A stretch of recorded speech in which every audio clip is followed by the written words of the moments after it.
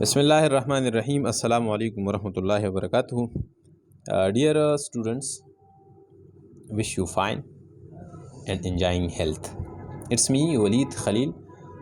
We are going to discuss electrostatics, and in this lecture, inshallah, we are going to discuss the um, electric potential, the electron volt, and the capacitance and capacitor, which are the most important topics of chapter number first, electrostatics. Okay, so let's start. The question number first is that electron an electron is released inside an electric field between the opposite plates having potential difference 2 volt. The velocity and momentum of electron will be. एक electron को सवाल ये है कि यहाँ पर हमारे पास plates है, अपोजिटली प्लेट्स है। अपोजिटली प्लेट का मतलब ये है कि एक पर चार्ज पॉजिटिव है तो दूसरी पर नेगेटिव होगा। एक इलेक्ट्रॉन को छोड़ दिया गया है इलेक्ट्रिक फील्ड में, तो definitely it will move toward the positive plates. It will move because an electron having a negative charge, so definitely it will be attracted by the positive plate. So obviously it will gain some acceleration, it will gain some momentum p, and it might having some velocity. So find the momentum and velocity of the electron. यहाँ पर आपसे सवाल पूछा गया है कि electron को छोड़ दिया गया है इलेक्ट्रिक फील्ड में, इसके दरमियान पोटेंशियल डिफरेंस 2 वोल्ट है, तो आपके ख्याल में इसकी वेलोसिटी और मोमेंटम क्या होगा, इसको फाइंड करना है। शाबाश। हाँ, आपको मालूम है बहुत सी स्टूडेंट्स ये मैथमेटिकल क्वेश्चन है और ये असल में इलेक्ट्रॉन वोल्ट एक टॉपिक है आपका, इसी पर डिपेंड करता है। प्यारे बच्चों याद रखिए, किसी भी चार्ज पार्टिकल का जो काइनेटिक एनर्जी है वो इसी चार्ज पार्टिकल पर डिपेंड करता है और इसके पोटेंशियल डिफरेंस पर डिपेंड करता है। हाँ, kinetic energy gain by any charge particle inside electric field is equal to charge multiply by potential difference. ठीक है, चार्ज डिवाइड बाय, यहाँ पर मैं लिखता हूँ charge multiply by potential difference, e की जगह मैं लिखता हूँ चार्ज। ठीक है, इन दो के प्रोडक्ट के बराबर होंगे। हाँ याद रखिए, तो काइनेटिक एनर्जी किसके बराबर होती है? हाफ mv² के बराबर होती है। हाँ, चार्ज इलेक्ट्रॉन है चूँकि मैं लिखूँगा ई, और पोटेंशियल डिफरेंस है वी, ई वी, मैं वी भी लिख सकता हूँ ई वी। हाँ, इसी इक्वेशन, ये इंतहाई इंपॉर्टेंट इक्वेशन है, इसको हम बार बार इस्तेमाल करते हैं, तो इसको ज़रूरी याद रखिए। अभी मोमेंटम वेलोसिटी फाइंड करना है, तो अभी यहाँ से आप वी टर्म आपको यहाँ नज़र आता है, यहाँ पर मैं कैपिटल वी लिखता हूँ ताकि आपको डिफरेंस आपको आसानी से इसको डिफरेंशिएट कर सके। इस वी का मतलब है वेलोसिटी और ये कैपिटल वी का मतलब है वो पोटेंशियल डिफरेंस। ठीक है, तो यहाँ से आपके पास वेलोसिटी आएगा, velocity is equal to 2 charge multiply by the potential difference divide by mass and whole square root. This is called the velocity of the charged particle gained inside by electron inside the the field. यहाँ पर electric field electron का charge तो वैसे भी आपको मालूम है, velocity will be equal to 2 multiply by velocity क्या है, चार्ज क्या है 1.602 इंटू 10 की power -19 coulomb. This is the charge and potential difference कितना है 2 divided by M. Mass of electron आपको मालूम है, बिल्कुल आपको मालूम है, ये सवाल इंडिकेट में आया भी था कि what is the mass of electron and whole under root का मतलब है 1/2 पावर इस पर लगाएंगे। ठीक है प्यारे बच्चों, इसको आप सॉल्व कीजिए, मेरे पास कैलकुलेटर नहीं है, आई एम सॉरी फॉर दैट। इससे आपके पास वेलोसिटी आएगा। इसके बाद वेलोसिटी के बाद अगर आपने मोमेंटम फाइंड करना है, तो मोमेंटम किसके बराबर है? मोमेंटम प्यारे बच्चों बराबर है mv के बराबर है, m मल्टीप्लाई बाई वी। यहाँ पर m है, m भी आपको मालूम है, mass of the electron multiply by the velocity of the electron. तो आप इस तरह भी लिख सकते हैं कि मास मल्टीप्लाई बाय वेलोसिटी क्या है, ये वेलोसिटी आएगा, इससे जो भी क्वांटिटी आपके पास आ जाए तो ये आपके पास होगा momentum. So one of them may be correct, लेकिन ये मैंने जो लिखे हैं ये मैंने वैसे लिखे हैं आपको कंफ्यूज करने के लिए, ये मैंने अपने आप से लिखे हैं, खुद मैंने लिखे हैं, मैंने इसको कैलकुलेट नहीं किया है। आप कैलकुलेट कीजिए, कुछ वैल्यू जो वही वेलोसिटी का एक वैल्यू आएगा और आपका मोमेंटम आएगा, तो यही आपका सवाल है। ये मैंने यार क्या है, I do not have the calculator, that is why this is the correct option मेरे ख्याल में। ठीक है, हाँ चलो एमसीक्यूज नंबर नेक्स्ट की तरफ चलते हैं। MCQs नंबर नेक्स्ट जो है इंतहाई ज़बरदस्त MCQs है और बड़ा मज़ेदार भी है कि MCQs if electron and proton are accelerated through the same potential difference, the ratio of their velocities will be. हाँ, ये सवाल तो मैंने इससे पहले किया।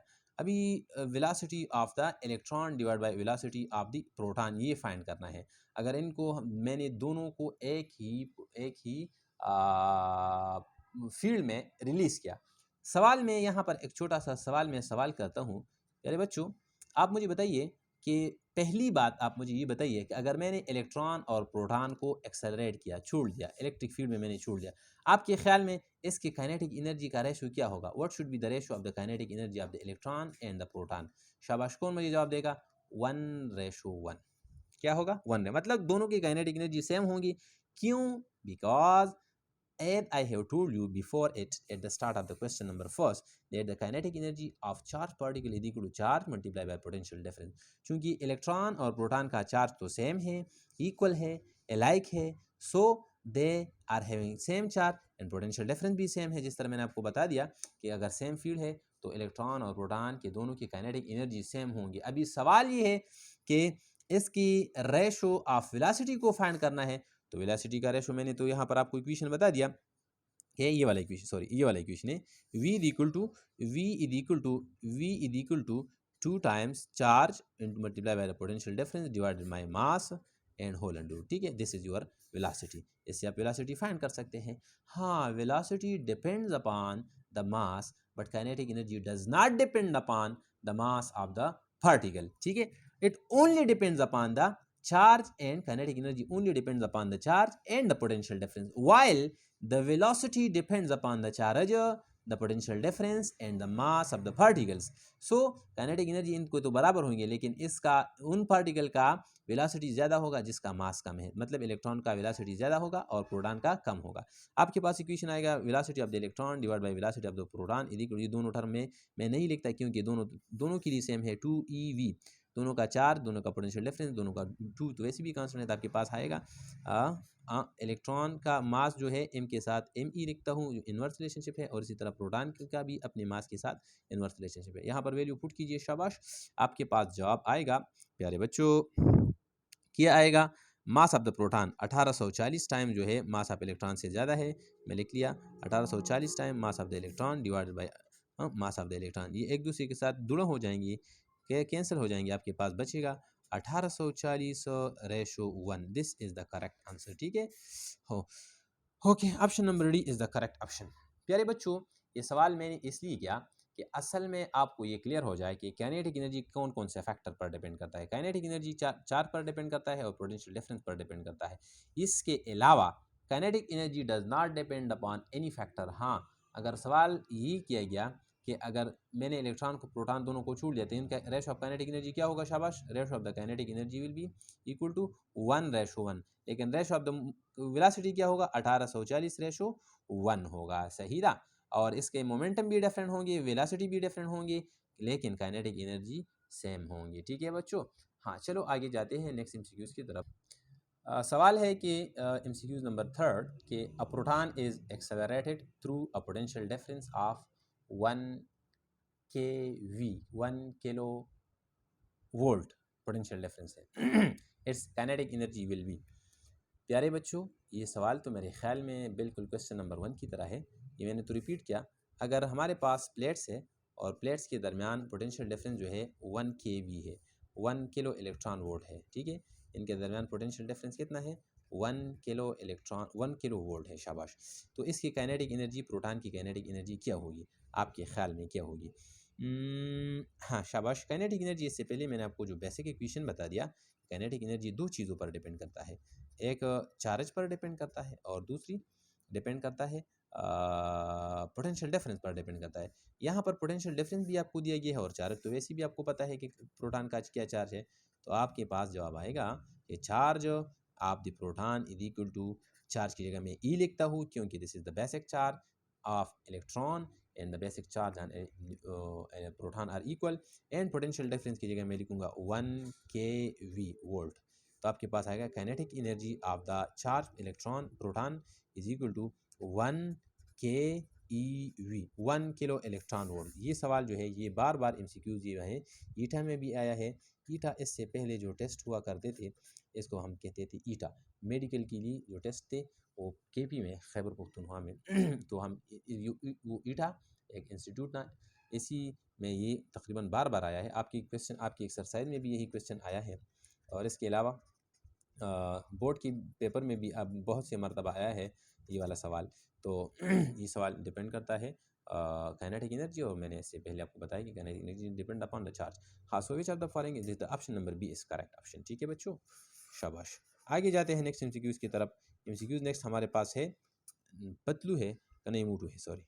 MCQs जब नेक्स्ट जो है वो मूटू है, और मूटू क्या कहते हैं कि initially MCQs number 4, initially when the plates of the capacitor were not connected with the battery, then net charge was zero. Initially अगर प्लेट्स ऑफ कैपेसिटर जो है ये कनेक्टेड नहीं थे किसी सोर्स के साथ, मैं यहाँ पर मैंने बना दिए, प्लेट्स मैंने बना दी, ठीक है। They were not connected with the source, source के साथ कनेक्ट नहीं थे। सो आफ्टर दैट डेफिनेटली अगर ये सोर्स के साथ कनेक्टेड नहीं है तो डेफिनेटली इस पर चार्ज नहीं होंगे। हाँ, विद द बैटरी, हाँ, नेट चार्ज हुआ zero, but after the connection with a 12 volt battery, यहाँ पर एक 12 वोल्ट बैटरी कनेक्ट कर दिया गया। 12 वोल्ट बैटरी, इसकी पोटेंशियल डिफरेंस है 12 वोल्ट बैटरी, ठीक है। 12 वोल्ट बैटरी के साथ ये कनेक्ट कर दिया गया, शाबाश, फॉर 3 सेकंड। और कितने टाइम के लिए कनेक्ट कर दिया? 3 सेकंड। टाइम भी आपको दिया गया है 3 second, sorry 3 micro second. Micro आप जानते हैं, माइक्रो का मतलब है 3 × 10⁻⁻6 सेकंड। इसी इतने टाइम के लिए इसको कनेक्ट कर दिया गया। हाँ, then the plates are fully charge. हाँ, 3 माइक्रो सेकंड में फुली चार्ज हो गई। फुली चार्ज का मतलब है प्यारे बच्चों कि जो प्लेट पॉजिटिव टर्मिनल के साथ कनेक्ट है इस पर पॉजिटिव चार्ज आ गई, और जो नेगेटिव टर्मिनल के साथ कनेक्ट है इस पर नेगेटिव चार्जेस आ गए, ठीक है। And it is fully charge, ये फुल चार्ज हो गई, ठीक है। हाँ, then the net charge on the plates of the capacitor will be. अभी net charge plates of the capacitor पर क्या होगा, आपके ख्याल में क्या होगा? शाबाश, कौन चार्ज को फाइंड कर सकता है on the plates of the capacitor when the potential difference in the time are given, then who can find it? Anyone of you? शाबाश, मुझे बताइए कौन बता सकता है। अगर आप बता सकते हैं तो वीडियो को पॉज कीजिए और बताइए, फिर फिर इसके बाद मेरी वीडियो को ऑन कीजिए, रिज्यूम कीजिए और सुनिए। आप प्यारे बच्चों, तो आपके पास कौन सा करेक्ट है? शाबाश, मैंने तो वीडियो को ख़ुद भी पॉज किया कुछ टाइम के लिए। कौन सा करेक्ट हो सकता है? शाबाश। हाँ, option number A 2 micro second, 2 micro coulomb. Option number B 20 micro coulomb. चार चीज़ें आपके पास इक्वेशन है, Q = CV, ठीक है। C भी है, कैपेसिटेंस है, और V हमारे पास पोटेंशियल डिफरेंस है। अगर फुली चार्ज है तो फिर आप पोटेंशियल डिफरेंस भी फाइंड कर सकते हैं। कैपेसिटेंस को फाइंड करने के लिए आपके पास फार्मूला है। कौन सा करेक्ट है? शाबाश। हाँ, इसमें करेक्ट ऑप्शन नहीं है, so option number D. Why? Because do you know, आपको मालूम है क्या? डू यू नो, आपको पता है कि हमारे पास चार्ज जो है प्लेट्स ऑफ द कैपेसिटर के, जो पॉजिटिव चार्ज है, पॉजिटिव चार्ज जो लेफ्ट साइड पर पॉजिटिव चार्ज है, इसके मैग्नीट्यूड एग्जैक्टली नेगेटिव चार्ज के बराबर होगा। दोनों हमेशा के लिए बराबर होंगे, कहीं भी ये ज़्यादा कम नहीं हो सकते। हमेशा के लिए पॉजिटिव चार्ज जो है ये नेगेटिव चार्ज इसके बराबर होंगे, इनके मैग्नीट्यूड। हाँ, अगर मैग्नीट्यूड बराबर होंगे तो प्यारे बच्चों आपको मालूम है नेट चार्ज किसी कहते हैं? नेट चार्ज हमारे पास पॉजिटिव चार्ज और नेगेटिव चार्ज की एडिशन को कहते हैं। शाबाश।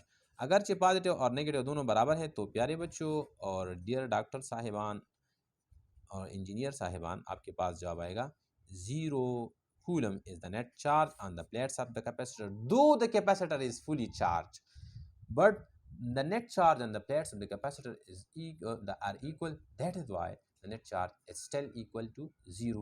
It was initially 0. Initially इस पर चार्ज नहीं था लेकिन 0 था। अभी इस पर चार्ज अपीयर हो गया है लेकिन फिर भी 0 है, because charges can neither be created nor destroyed, so this is called law of conservation of charges.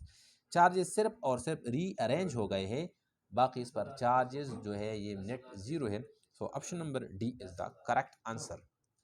हाँ, डॉक्टर साहिबान, नेक्स्ट सवाल हमारे पास है कि a the capacitor gradually charges from the connected source, connected source हमारे पास है, ये मेरे पास कैपेसिटर है, ठीक है, और इसको मैंने एक सोर्स के साथ कनेक्ट कर दिया गया है और सोर्स से ये चार्ज होता है gradually mean with the passage of time, it is charging with the passage of time, ठीक है प्यारे बच्चों, ये चार्ज होता है।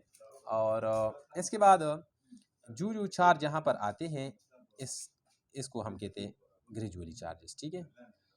तो what you think the current in the wires will be, आपके ख्याल में करंट क्या होगा जो इस पर चार्जेस आते हैं। When the charges on the plates of, I can say that when the charges on the plates of the capacitor on the plates are increasing, अगर इस पर चार्ज इंक्रीज होते हैं definitely with the passage of time the capacitor will be charging, if the capacitor the charges on the plates of the capacitor are increasing then what you think about the current, current के बारे में क्या ख्याल है, what you think शाबाश। इसके बाद हमारे पास है कि if the charges are increasing then what you think about the currents, देखिए हाँ सवाल ये है कि ये सवाल मैंने इसलिए शामिल किया प्यारे बच्चों, मुझे मैं सवालात तो ज़्यादातर ऐसे शामिल करना चाहता हूँ कि आपको फ़ायदा पहुँचाए। असल में मेरे कहने का मतलब ये है कि आपको कंफ्यूज ना करूँ। मैं तो कोशिश करता हूँ कि आसान ऐसे सवालात जो कंसेप्चुअल हो क्या कि कंसेप्ट क्लियर कर लूँ। बाकी तो एक ही टॉपिक पर हज़ारों एमसीक्यूज़ बन सकते हैं, लेकिन मैं एमसीक्यूज़ ज़्यादा बनाना नहीं चाहता और न ज़्यादा करना चाहता हूँ। तो मैं हर एक टॉपिक पर जो बेसिक कंसेप्ट है इसको कंसेप्ट को क्लियर करने की कोशिश करता हूँ। हाँ ज़रूरी बात ये लाजमी है टू ए रिज्यूम, मुझसे कमज़ोर हूँ, इतना काबिल तो नहीं हूँ, इतना कमांड भी फिज़िक्स पर नहीं है, लेकिन मैं अपना हद्दुल वस कोशिश करता हूँ कि ज़्यादा से ज़्यादा नॉलेज आपके साथ शेयर करूँ आपके फ़ायदे के लिए। ओके चलो, सवाल यही किया गया है, अगर चार्जेस इस पर ग्रेजुअली इंक्रीज़ होते हैं प्लेट्स पर, तो आपके ख्याल में इस वायर में करंट क्या होगा, इंक्रीज़ हो जाएगा, डिक्रीज़ हो जाएगा, remain the constant, which of the following. हाँ कंसेप्ट को देखिए शाबाश, यहाँ पर फॉर एग्जांपल इनिशियली चार्ज नहीं थे, तो पहला जो चार्ज आ गया ये बहुत स्पीड में आ गया, पहला जो चार्ज यहाँ पर कोई भी फोर्स नहीं था, बिल्कुल जगह खाली था, तो चार्ज ने बिल्कुल रैपिडली पहला चार्ज आ गया। इसी तरह पॉजिटिव चार्ज जो पहला आ गया, पहला पॉजिटिव चार्ज का स्पीड बहुत ज़्यादा था। इसी तरह नेगेटिव चार्ज का जो पहला चार्ज था इसका भी स्पीड बहुत ज़्यादा था। हाँ दूसरा चार्ज यहाँ पर आता है, चलो देखिए कंडक्टर में दूसरा चार्ज अभी आ रहा है, जो दूसरा चार्ज यहाँ पर पहुँचता है तो पहले चार्ज की वजह से दूसरी चार्ज पॉजिटिव चार्ज पर फोर्स ऑफ रिपल्जन है। इसी तरह नेगेटिव चार्ज यहाँ पर आ रहा है, तो नेगेटिव चार्ज यहाँ पर आने का एक तो पहले से मौजूद था, तो पहले से मौजूद होने का मतलब ये यहाँ पर फोर्स ऑफ रिपल्जन होगी, तो दूसरे चार्ज का जो टाइम है ये पहले चार्ज के मुकाबले में ज़्यादा होगा। चलो तीसरा चार्ज यहाँ पर अभी आ रहा है, तीसरा चार्ज अभी आ रहा है, तो तीसरा चार्ज जो यहाँ पर आता है, तो यहाँ पर देखिए अभी दो चार्ज हो गए पॉजिटिव, यहीं पर पॉजिटिव चार्ज दो हो गई, तो अभी फोर्स ऑफ रिपल्जन तो इसको होगा, लेकिन दूसरे चार्ज के मुकाबले में तीसरे चार्ज को ज़्यादा फोर्स ऑफ रिपल्जन होगा। तो इसका मतलब ये है तीसरा चार्ज बहुत ज़्यादा टी थ्री जो है ये T2 से ज़्यादा होगा, मतलब तीसरा चार्ज जो टाइम लेता है ये इससे ज़्यादा होगा। इसी तरह यहाँ पर तीसरा चार्ज आ रहा है, तो तीसरा चार्ज अगर यहाँ पर आ रहा है तो इसको भी यहाँ पर इन्हीं मौजूद दो नेगेटिव चार्जेस है, तो यहाँ पर जो T3 है ये भी T2 से ज़्यादा होगा। इसका मतलब ये है आसान अल्फाज में मैं ये कह सकता हूँ कि हर एक नेक्स्ट कमिंग चार्ज को है मैं जो फोर्स ऑफ रिपल्जन है ये अर्लियर चार्ज से ज़्यादा होगा। मैं लिख सकता हूँ कि अभी जो चौथा चार्ज आ रहा है, तो चौथे चार्ज के लिए यहाँ पर तीन चार्जेस मौजूद है, इसका और भी ज़्यादा फोर्स ऑफ रिपल्जन होगा। हाँ as gradually as with the passage of time the charges on the plates of the capacitor are increasing, each next coming charges takes more time than the earlier charge. No, so whenever charges takes more time in the wire, हम define कर सकते हैं कि charge is equal to current equal to charge divide by time. Charges तो वही है लेकिन time ज़्यादा होता है, अगर टाइम ज़्यादा होता है तो इसका मतलब है करंट कम हो जाएगा, तो डिक्रीजिंग, इट इज़ डिक्रीजिंग, ठीक है। हाँ एमसीक्यूज नंबर नेक्स्ट की तरफ चलते हैं। 6 की the capacitance of the capacitor depend upon, आपके ख्याल में कैपेसिटेंस जो है Q equal to C V, शाबाश बच्चों, Q equal to C V, C is equal to Q by V. कौन मुझे बता सकता है, शाबाश, जो भी मेरे कहने से पहले मेरे बोलने से पहले जिसको भी समझ आता है तो मुझे ज़रूर बताइए, शाबाश। कौन मुझे बताया, जिसने बताया उसको मैं इनाम दूंगा 5 रुपये, ठीक है, क्योंकि मेरे पास ज़्यादा नहीं है। हाँ एमसीक्यू नंबर है 6 कि कैपेसिटेंस कौन कौन से फैक्टर पर डिपेंड करता है। चार्ज पर डिपेंड करता है, वोल्टेज पर डिपेंड करता है, बोथ पर डिपेंड करता है, या नन पर डिपेंड करता है। शाबाश प्यारे बच्चों, कैपेसिटेंस हमारे पास एक ऐसी प्रॉपर्टी है। कैपेसिटेंस आप जानते हैं, पहली बात यह है capacitance is actually the capability या the ability of storing charge. Ability of storing charges is called capacitance. ठीक है, अगर ज़्यादा स्टोर कर सकता है तो ये इसका कैपेसिटेंस ज़्यादा होगा, अगर कम स्टोर करता है तो इसका कैपेसिटेंस कम होगा। प्यारे बच्चों, आपको मालूम है ये फार्मूला जो मैंने लिखा है, इसका मतलब हरगिज़ ये नहीं है कि कैपेसिटेंस चार्ज पर डिपेंड करता है या वोल्टेज पर डिपेंड करता है। इससे पहले सेकंड ईयर में एक इक्वेशन आया था R is equal to V by I, जो कि ओहम्स लॉ है, V is equal to I R. ठीक है, इसमें सवाल में शॉर्ट क्वेश्चन था, कंसेप्चुअल क्वेश्चन था कि इसमें ये आपसे पूछा गया था कि क्या R का मतलब, इस इक्वेशन का मतलब ये है कि R रेजिस्टेंस वोल्टेज के साथ डायरेक्टली रिलेटेड है और करंट के साथ इनवर्सली। नो, बिल्कुल नो, बिल्कुल never. It does not mean that the resistance depend upon the voltage and current. It is actually the ratio of the two things. If the, जिस तरह Newton ने जिस तरह ओहम ने फरमाया था कि करंट जो है ये पैदा होता है वोल्टेज से, अगर वोल्टेज ज़्यादा ये भी ज़्यादा, अगर ये कम ये भी कम, अगर ये दुगना ये दुगना, अगर ये चार गुना ये चार गुना, अगर ये हाफ ये भी हाफ, अगर इसको मैंने दुगना कर दिया इसको भी दुगना, हाँ ये दूसरे कैंसिल, अगर इसको मैंने तीन गुना कर दिया ये भी तीन गुना, ये दूसरे फिर कैंसिल हो जाएंगे। Resistance will always be remains constant. It does not depend upon the current and the voltage in the wire. Exactly in the same manner, capacitance does not depend upon the charges and the voltage, the potential difference across the plates of the capacitor.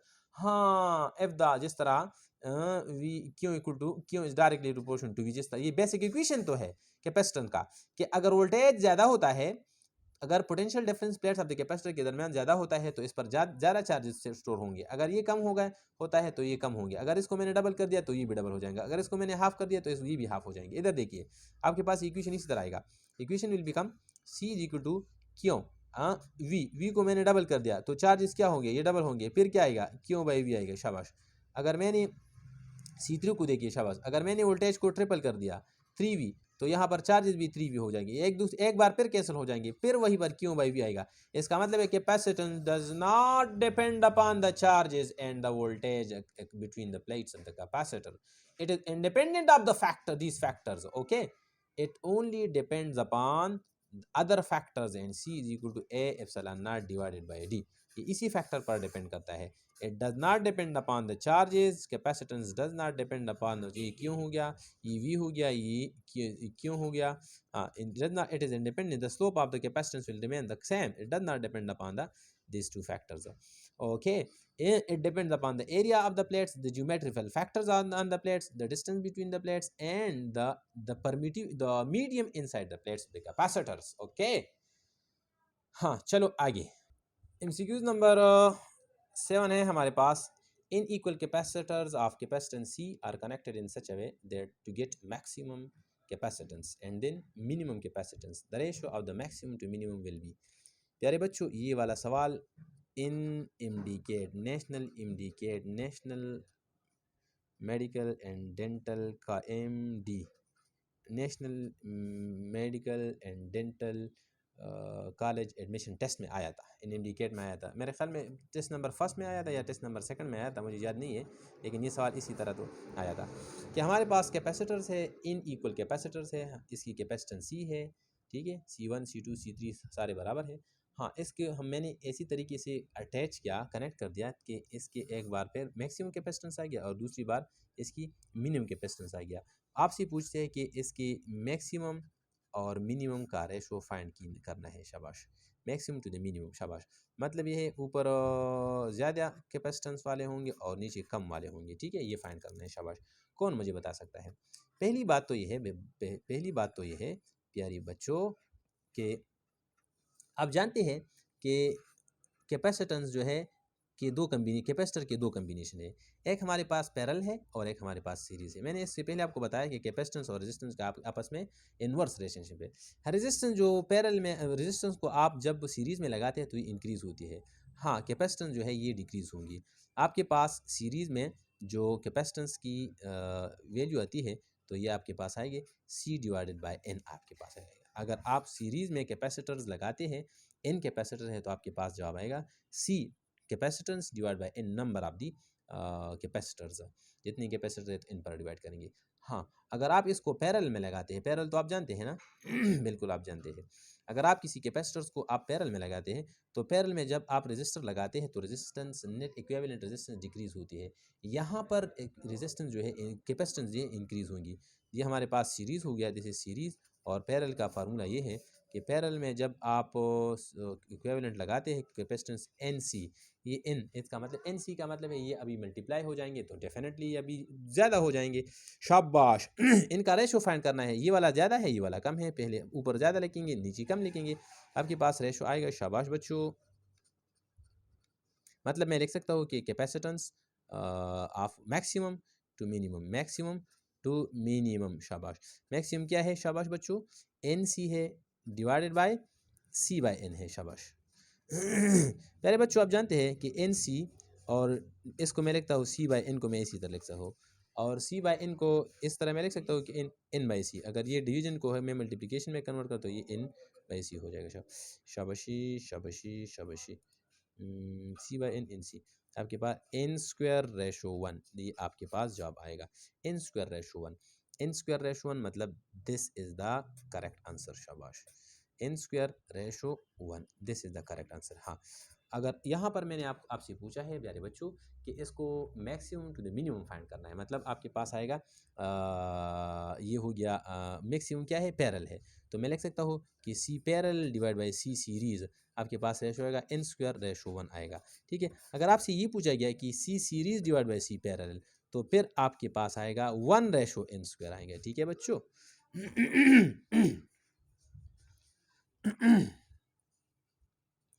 हाँ, आगे जाते हैं और MCQs number next है हमारे पास।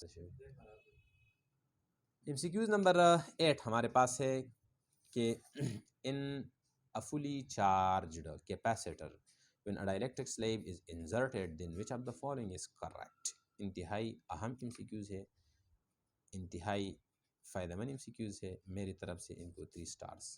ठीक है, आपके ख्याल में अगर मैंने कैपेसिटर को कनेक्ट किया है, फुली चार्ज कैपेसिटर, ये फुली चार्ज है मेरे पास कैपेसिटर है। ठीक है बच्चों, पहले इसको समझिए कि मैं क्या कहना चाहता हूँ। ठीक है, सवाल फ़हमुल सवाल निस्फुल जवाब, अगर सवाल समझ में आ गया तो आप जवाब आसानी से दे सकते हैं। ठीक है, ये मेरे पास फुली चार्ज कैपेसिटर है। ठीक है, और कोई बात नहीं किया गया, चार्ज कैपेसिटर है, इनके दरमियान मैंने स्लेब ऑफ डाइलेक्ट्रिक मीडियम को इंसर्ट किया, मैंने एक डाइलेक्ट्रिक मीडियम को यहाँ पर एग्जर्ट कर दिया। ठीक है, हाँ, इसके बाद आपसे पूछते हैं कि विच of the following is correct, आपके ख्याल में कौन सा करेक्ट ऑप्शन हो सकता है। Capacitor capacitance increases, potential difference across the plates decreases. हाँ, दूसरा ऑप्शन है potential difference electric field intensity and potential, potential difference electric field intensity and potential decreases while the capacitance increases. आपके ख्याल में हाँ, यहाँ पर दूसरी बात, दूसरा ऑप्शन है कि ये तो मैंने बता दिया। तीसरा ऑप्शन है कि potential difference electric field intensity potential decreases while capacitance increases and energy stored and charge remains the same. Which of the following is correct, आपके ख्याल में कौन सा करेक्ट हो सकता है। शाबाश बताइए। मेरे ख्याल में तकरीबन तकरीबन तकरीबन तकरीबन मोर देन 50% स्टूडेंट्स ये गलत करेंगे। हाँ, यहाँ पर मैंने आपको बताया है कि चार्ज कैपेसिटर है, इनके दरमियान डाइलेक्ट्रिक स्लैब इंसर्ट करना है। तो याद रखिए प्यारे बच्चों कि जब आप किसी चार्ज कैपेसिटर जो कि डिस्कनेक्टेड है, बैटरी के साथ अभी कनेक्ट नहीं है और चार्ज्ड है, तो इसी कंडीशन में कैपेसिटेंस याद रखिए ये इंक्रीज हो जाएगा, कैपेसिटेंस विल बी इंक्रीजिंग। ठीक है, हाँ, potential difference across the plates जो है ये डिक्रीज हो जाएगा, क्योंकि आपको पता है कि पोटेंशियल हमारे पास बराबर है के, शाबाश, पोटेंशियल इज इक्वल टू के क्यों डिवाइड बाय आर स्क्वायर। ठीक है, पोटेंशियल इसी पर डिपेंड करता है। और प्यारे बच्चों, पोटेंशियल में आपको एक टर्म इस्तेमाल है के का टर्म इस्तेमाल किया गया है। अगर आपने के का टर्म इस्तेमाल किया गया तो definitely the potential depend upon the इसको हम कहते हैं परमिटिविटी ऑफ द मीडियम। तो पोटेंशियल इसके साथ इन्वर्सली लेते हैं तो पोटेंशियल डिक्रीज हो जाएगा, potential will be decreasing. If the potential is decreasing the potential difference might be decreasing. And जिस तरह इलेक्ट्रिक फील्ड इंटेंसिटी है तो इलेक्ट्रिक फील्ड इंटेंसिटी भी आप जानते हैं कि ये के क्यों क्यों डिवाइड बाय आर स्क्वायर है। इसी एक बार फिर इसमें के का वैल्यू इट्स वर्ड इस्तेमाल किया गया है कि हमारे पास इसी फैक्टर पर डिपेंड करता है। तो यहाँ पर भी इलेक्ट्रिक फील्ड इंटेंसिटी भी डिक्रीज होती है क्योंकि इनके साथ इन्वर्स रिलेशनशिप है। तो इलेक्ट्रिक फील्ड इंटेंसिटी भी डिक्रीज होती है, पोटेंशियल डिफरेंस भी डिक्रीज होती है, पोटेंशियल भी डिक्रीज होती है, ये सारे फैक्टर डिक्रीज होती है और कैपेसिटेंस इंक्रीज होती है क्योंकि आपको पता है A epsilon naught divided by D. ठीक है, कैपेसिटेंस जो है ये इस डी के साथ एप्सिलॉन नॉट के साथ डायरेक्टली रिलेटेड है। तो the capacitance will be increasing. Yes, this is correct. हाँ, energy stored and charge remain the same. हाँ, ये बात मैंने बिल्कुल ठीक किया और ये मैंने बिल्कुल सोच समझ में किया। अभी मैं बिल्कुल होश और हवास में हूँ।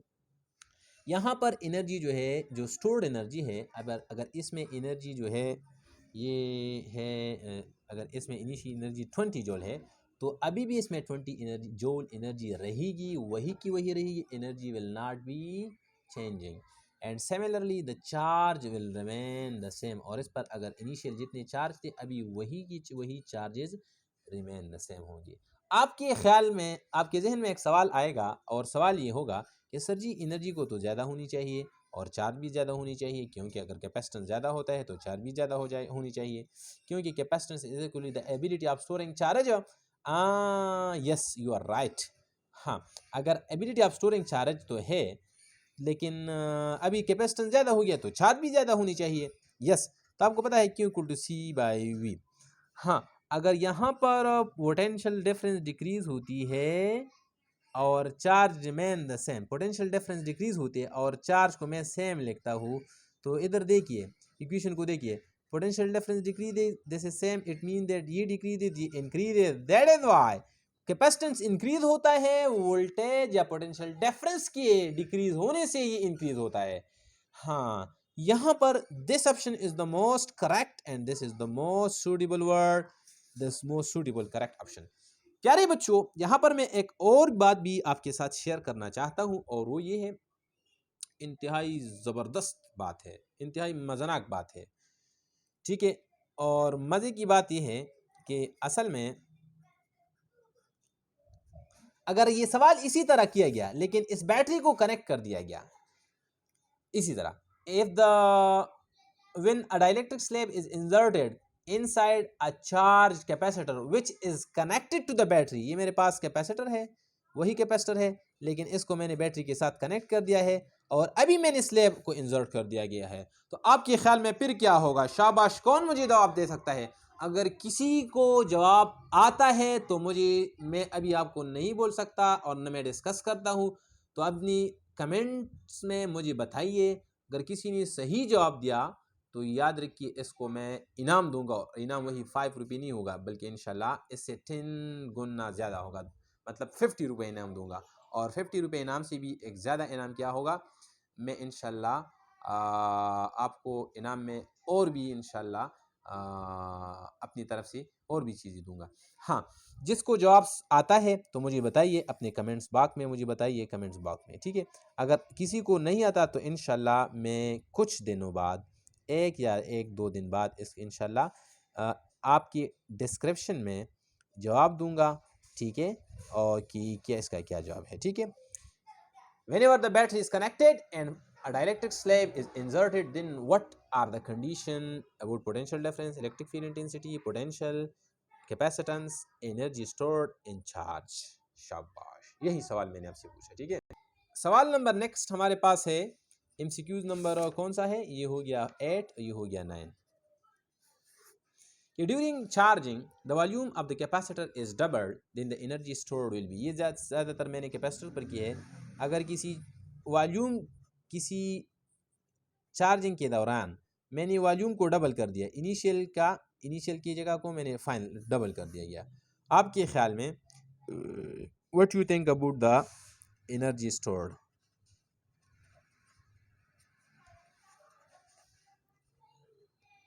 कौन मुझे जवाब दे सकता है? शाबाश। जवाब तो वो देगा जिसको जवाब समझ में आता है, जिसकी असल में इक्वेशन जो याद होगा, याद रखिए एनर्जी स्टोर जो है ये डिपेंड करता है प्यारे बच्चों A D into epsilon naught into E square divided by what, divided by मुझे भी डिवाइडेड बाय 1 तो आपके पास आ गया प्यारे बच्चों। ये हमारे पास है ए का मतलब एरिया और डी का मतलब है डिस्टेंस। तो आपको पता है कि एरिया मल्टीप्लाई बाय डिस्टेंस किसके बराबर होती है, तो वॉल्यूम के बराबर होता है। A length multiply by width, ठीक है, एरिया मल्टीप्लाई बाय डिस्टेंस, ये वॉल्यूम के बराबर है। तो देखिए हमें मैं लिखूँगा V epsilon naught into E square, ठीक है। This is called the equation for the energy stored in the plates of the capacitor. If the volume is doubled then the potential the energy will be doubled. Final energy जो है ये initial से double होगा। This is the correct option, this is double. हाँ, यहाँ पर अगर मैं इसी तरह कर लूँ प्यारे बच्चों कि ये आपको पता है u is equal to V epsilon naught E square. हाँ, अगर यहाँ पर मैं राइट साइड को वी पर डिवाइड करूँ वॉल्यूम पर और लेफ्ट को भी डिवाइड करूँ तो ऐसे फैक्टर को हम कहते हैं एनर्जी डेंसिटी। इसको हम क्या कहते हैं, energy density. You energy, total energy divide by total volume, this is called energy. इसको हम स्मॉल यू से रिप्रेजेंट करते हैं। आपके पास आएगा small U is equal to I am sorry, यहाँ पर हाफ भी मौजूद है, sorry I am really sorry, सारे फैक्टर्स पर या सारे फैक्टर में हाफ मौजूद है। आपके पास आएगा 1/2 epsilon naught into E square, ठीक है। Energy density is equal to epsilon naught into E square, this is called, इस इक्वेशन को हम कहते हैं एनर्जी डेंसिटी। एनर्जी डेंसिटी जो है ये डिपेंड इसी फैक्टर्स पर करता है। हाँ, और ये टोटल एनर्जी से फैक्टर पर डिपेंड करता है। हाँ, मैं इसी तरह भी लिख सकता हूँ, अगर आपने मीडियम इसमें इंसर्ट किया तो आपके पास मीडियम वाला एनर्जी जो है epsilon R into U of the vacuum, ये आपके पास एनर्जी इक्वेशन होगा। मतलब मीडियम के इंसर्ट होने से एनर्जी इंक्रीज होती है। अभी यहाँ पर सवाल आपके जहन में आया होगा, लेकिन अगर नहीं है तो फिर नहीं आया तो मैं रिमाइंड करता हूँ। इससे पहले एमसीक्यूज हमने किया कि the potential difference the plates, जब हमने डाइलेक्ट्रिक के, इधर देखिए डाइलेक्ट्रिक मेरे पास चार्ज था, कैपेसिटर था, इसमें मैंने डाइलेक्ट्रिक स्लैब इंसर्ट किया। तो मैंने आपको कहा कि हमारे पास ये वाला करेक्ट है, ये वाले ऑप्शन नंबर सी करेक्ट है कि द पोटेंशियल डिफरेंस, ये सारे energy stored and the charge will remain the same, अगरचे मैंने स्लैब को इंसर्ट किया है, ठीक है। तो यहाँ पर क्या है, यहाँ पर मैंने लिखा है कि स्लैब के इंसर्ट होने से यहाँ पर एनर्जी ज़्यादा होगी। हाँ, एनर्जी ज़्यादा होगी, इसका मतलब है कि the capacitor is connected to the battery. जो मैंने आपको चैलेंज दिया था, सवाल दिया था, इसमें एक टर्म मैंने आपको क्लियर कर दिया है कि एनर्जी इंक्रीज होती है when the capacitor is connected to the battery and a dielectric slab is inserted, ठीक है। लेकिन when dielectric slab is not when the capacitor is not connected with the battery and a dielectric slab is inserted, the energy stored will remain the same and the charge will remain the same, ठीक है। आगे जाते हैं MCQs number next के तरफ। MCQs number 10 है, M number 10, M10 कि a dielectric slab of permittivity 2 is inserted during the charging of a capacitor, then the energy stored will be, ये तो मैंने यहाँ पर किया कि जो मीडियम का एनर्जी है, medium is equal to epsilon R multiply by vacuum, ठीक है। डायलेक्ट्रिक स्लैब इसकी परमिटिविटी 2 है, inserted during the charging of capacitor, the energy stored है। यहाँ पर मैंने एक वर्ड इस्तेमाल किया, ड्यूरिंग द चार्जिंग। हाँ, चार्जिंग के दौरान आप ये इस्तेमाल करेंगे। अगर चार्जेज नहीं है तो फिर चार्जिंग कैपेसिटर को डिस्कनेक्ट है, अगरचे फुली चार्ज है तो फिर आप यही इस्तेमाल करेंगे। मीडियम वाला जो एनर्जी है ये वैक्यूम वाली एनर्जी के बराबर होगी। If the capacitor, the plates of the capacitor are fully charged and it is not connected with the battery, then this equation is correct. If it is connected with the battery, तो ये वाला इस्तेमाल करेंगे। Connection में यहाँ पर लिखता हूँ कनेक्टेड, नॉट कनेक्टेड, ठीक है, विद बैटरी, ठीक है। हाँ, तो यहाँ पर बैटरी है तो आपके पास आएगा यू मीडियम वाला, ये डबल हो जाएगा क्योंकि वहाँ पर एप्सिलॉन आर पर मल्टीप्लाई हो जाएंगे, तो अब 2 into the vacuum, 2 into the initial, ठीक है, डबल। नेक्स्ट जा, हाँ, एमसीक्यूज नंबर 11 हमारे पास है। एमसीक्यूज नंबर 11, ठीक है, 11 होगा या 12 होगा कि the dimension of the energy density is same as that of. याद रखिए ये मैंने एक इन्फॉर्मेटिव क्वेश्चन लिखा है। क्वेश्चन हमारे पास डिफरेंट हो सकते हैं, इन्फॉर्मेटिव भी हो सकते हैं, मैथमेटिकल भी हो सकते हैं, कंसेप्चुअल भी हो सकते हैं। ज़्यादातर क्वेश्चन जो टेस्ट में आते हैं ये कंसेप्चुअल होते हैं और मैथमेटिकल, इन्फॉर्मेटिव कम होते हैं। हाँ, the dimension of energy density. Energy density आप जानते हैं प्यारे बच्चों, एनर्जी डेंसिटी जिस तरह से पहले मैंने आपको बताया कि total energy of the capacitor divide by total volume, this is called energy density, और ये बराबर होती है half epsilon naught into E square. हाँ, the dimension of the energy density is same that of the, इस किसके बराबर है, याद रखिए प्रेशर एनर्जी डेंसिटी का, प्रेशर और एनर्जी डेंसिटी का डायमेंशन सेम है। स्ट्रेस का यंग मॉडुलस हो, बल्क मॉडुलस हो, शेयर मॉडुलस हो, half rho V square and rho G H, इन सारे का डायमेंशन सेम है। ठीक है, मतलब द एनर्जी डेंसिटी का डायमेंशन जो है इन सारे फैक्टर्स के बराबर है, यंग मॉडुलस के, शेयर मॉडुलस के, बल्क मॉडुलस के, प्रेशर के, और यहाँ पर ये क्या है, रो जी एच, ये भी हमारे पास प्रेशर है और ये भी हमारे पास एनर्जी, इन सारे के बराबर है। ठीक है स्टूडेंट्स, डायमेंशन का टॉपिक तो वैसे भी आपके कोर्स में नहीं है, लेकिन यहाँ पर मैंने इसलिए शामिल किया ताकि आपको को पता लग जाए। ठीक है, हाँ, इसके बाद MCQ नंबर नेक्स्ट है कि a 5 microfarad capacitor is fully charged in 25 seconds. The resistance of it will be, हमारे पास कैपेसिटर है 5 माइक्रोफेराड कैपेसिटर है, इसको हमने चार्ज कर दिया गया है 25 सेकंड में, फुली चार्ज किया है, fully, it is fully charge in 25 second. Then what you think about the resistance के बारे में क्या ख्याल है यारे बच्चों। याद रखिए कि कैपेसिटर फुली चार्ज होता है 5 RC में, कितने टाइम में चार्ज होता है, 5 RC में फुली चार्ज होता है। RC आप जानते हैं, इसको हम कहते हैं टाइम कांस्टेंट। ठीक है बच्चों, इसको हम कहते हैं time constant. If RC is larger, अगर ये ज़्यादा है तो टाइम कांस्टेंट ज़्यादा होगा, ये ज़्यादा टाइम में चार्ज होगा और ज़्यादा टाइम में डिस्चार्ज होगा। अगर RC स्मॉलर है तो टाइम कम लगेगा, कम टाइम में चार्ज होगा और कम टाइम में डिस्चार्ज भी हो जाएगा। तो हमारे पास कभी हम लार्जर RC वाले कैपेसिटर इस्तेमाल करते हैं, कभी कभार हम स्मॉलर RC वाले इस्तेमाल करते हैं, ये डिपेंड करते हैं हमारे यूज़ पर। ठीक है, इसके बाद हमारे पास है, हाँ, फुली कितने टाइम में चार्ज होते हैं, 5 RC में। हाँ, तो आपसे क्या पूछते हैं, आप R फाइंड करना है, तो आपको पता है कि टाइम 5 RC में फुली चार्ज होता है, तो टाइम आपको दिया गया है, कितना टाइम दिया है 5 RC, मैं लिख सकता हूँ 5 RC is equal to 5 microfarad, 5 microfarad. क्या फाइंड करना है, R फाइंड करना है, तो R is equal to 1 microfarad divided by C, और C तो वैसे भी दिया गया है, क्या लिखा मैंने, तो 5 RC is equal to RC, हाँ यहाँ पर मैं, हाँ सॉरी, RC की जगह गया C, और क्या मैं यार, मैं तो थोड़ा सा गलत हो गया इधर, देखिए, हाँ, 5 RC is equal to time, time कितना है 5 माइक्रोफेराड है। ठीक है आपके पास आएगा R इज इक्वल टू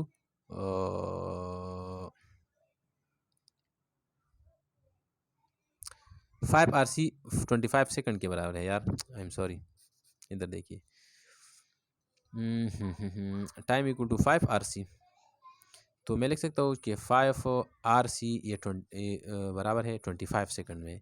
ठीक है, और आपने फाइंड करना है R को, तो R को फाइंड करने के लिए आपके पास है RC is equal to 5 second divided by C को यहाँ डिवाइड की, यहाँ पर आपके पास R is equal to 5 divide by C तो आपको दिया गया है 5 डिवाइडेड माइक्रोफेराड है, कितना है 5 माइक्रोफेराड, 5 माइक्रोफेराड, ये दूसरे कैंसिल हो जाएंगे, माइक्रो ऊपर चल के ये 10 की पावर 6 बनेगा, 10 की पावर 6, 10 की पावर 6 ओहम इसका क्या होगा, रेजिस्टेंस, इसमें नहीं है तो आपके पास ऑप्शन नंबर नन है। ठीक है प्यारे बच्चों, आगे जाते हैं शबा MCQs नंबर 7 है हमारे पास। MCQs नंबर 7 तो मैंने लिखा है, लेकिन ये मेरे ख्याल में MCQs नंबर 12 है, 13। 2 identical capacitors are connected in parallel, हमारे पास दो कैपेसिटर्स है आइडेंटिकल है। आइडेंटिकल आप जानते हैं, आइडेंटिकल का मतलब ये है सिमिलर है, अलाइक है। ठीक है, मतलब C1 और C2 दोनों के बराबर है, कैपेसिटेंस इनके बराबर है। ठीक है, ये C के बराबर है। दो आइडेंटिकल कैपेसिटर हैं, ये ऐसे कनेक्ट किए, पैरेलल में कनेक्ट किए हैं। पैरेलल का फार्मूला मैंने आपको इससे पहले बताया कि पैरेलल में हमारे पास जो इक्विवेलेंट कैपेसिटर होते हैं ये NC के बराबर होते हैं। ठीक है, तो अगर दो कैपेसिटर है तो आपके पास होगा पैरेलल में इक्वल टू 2C, ये आपकी कैपेसिटर्स आ गया। ठीक है, और सीरीज़ का फार्मूला भी मैंने आपको बताया कि series equal to C divide by N। Series में डिक्रीज़ होते हैं और पैरेलल में इंक्रीज़ होते हैं इक्विवेलेंट कैपेसिटेंस, ठीक है। हाँ, two capacitor are connected in parallel, मैंने पैरेलल में कनेक्ट किया, इसका जवाब ये गया। Then their combination is connected with another capacitor, with another capacitor of equal capacitance in series, इन दो को पैरेलल कनेक्ट कर दिया गया, ठीक है। इसका जो इक्विवेलेंट कैपेसिटेंस आ गया, एक तीसरी कैपेसिटर के साथ इसको कनेक्ट कर दिया। सॉरी, ये तो मैंने रजिस्टर बना दी। हमारे पास कैपेसिटर है, ठीक है, मेरे पास दूसरा दो कैपेसिटर है, इनको पैरेलल में कनेक्ट कर दिया और फिर इसको एक और कैपेसिटर के साथ कनेक्ट कर दिया है जो कि वो सीरीज़ में है। इसी तरह कनेक्शन है, ठीक है प्यारे बच्चों। ये है C1, ये है C2 और ये है C3। C1 C2 के बराबर है और C2 C3 के बराबर है, सारे के सारे बराबर है, ठीक है। हाँ, लेकिन इन दो को पैरेलल में कनेक्ट किया और तीसरे को इसकी सीरीज़ में कनेक्ट किया, तो आपके ख्याल में इक्विवेलेंट कैपेसिटेंस क्या होगा? प्यारे बच्चों, मैं इस तरह लिख सकता हूँ कि इसका इक्विवेलेंट कैपेसिटेंस जो है, अभी इधर देखिए ये वाला कैपेसिटेंस और ये वाला कैपेसिटेंस, मैं इस तरह लिख सकता हूँ, इनका जो कैपेसिटेंस है ये 2C है पैरेलल वाला, और ये सीरीज़ में जो है अभी देख सकते हैं कि सीरीज़ में आपके पास कैपेसिटेंस ये डिक्रीज़ हो जाएंगे, तो आपके पास equivalent 1/C equivalent in the series, ये हमारे पास सीरीज़ में है और ये भी, क्योंकि ये वाला कैपेसिटर तो सीरीज़ में ऑलरेडी है, लेकिन अगर इन दो को आप इसके साथ सीरीज़ कनेक्ट कर दिया तो ये भी सीरीज़ में आएगा, तो आपके पास आएगा 1/2C कैपेसिटेंस प्लस 1/C आएगा। प्यारे बच्चों, समझ आती है बात?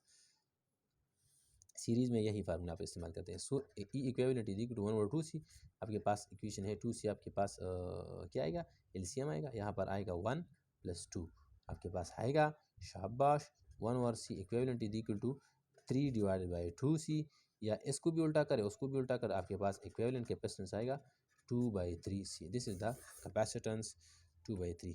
Option number A is the correct answer, ठीक है प्यारे बच्चों। ये आपका सवाल हो गया। अगर फिर भी आपका कोई कन्फ्यूजन है तो मोटू के साथ रब्ता कीजिए, अगर इसने सवाल नहीं किया तो फिर मेरे साथ रब्ता किया है, अगर मैंने भी सवाल नहीं किया है तो इंशाल्लाह मैं पत्तू के साथ रब्ता करूँगा प्यारे बच्चों। ये हमारे पास था chapter number first of second year electrostatic, और इसका अख्ताम किया। बहुत से स्टूडेंट्स ने सवाल के जवाब यही बताया था कि सर कैपेसिटर पर ज़्यादा से ज़्यादा MCQs करे, तो इसलिए मैंने ज़्यादा MCQs की, ठीक है। फिर भी इंशाल्लाह अगर आपको कोई प्रॉब्लम हो, कोई मसला हो, तो आप मुझसे रब्ता कर सकते हैं। इस बंदे को अपनी दुआ में याद रखिए, इंशाल्लाह मैं आपको भी अपनी दुआ में याद रखूँ। अल्लाह आपको पाकिस्तान और इस्लाम के लिए खैर ख्वाह और कार खैर के लिए कार खैर का एक सफ़ीर बनाए मेरे साथ साथ, ठीक है। और इंशाल्लाह नेक्स्ट लेक्चर में देखेंगे, तब तक खुदा हाफिज़।